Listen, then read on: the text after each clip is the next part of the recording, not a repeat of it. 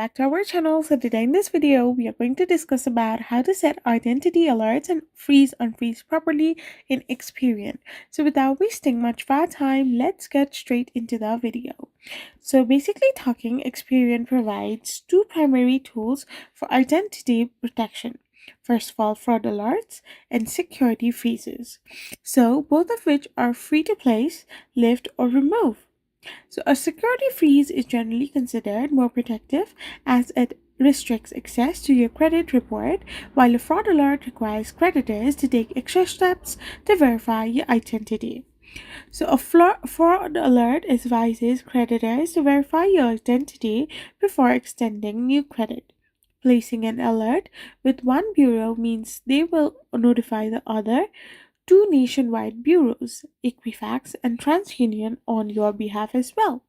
So, to simply freeze and unfreeze your credit, you can simply use the security freeze, which is a card freeze that prevents new creditors from accessing your credit report without your permission, making difficulty for identity thieves to open new account in your name.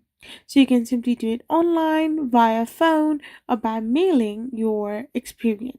I hope you found this video helpful, so don't forget to hit that subscribe button and to give us a thumbs up.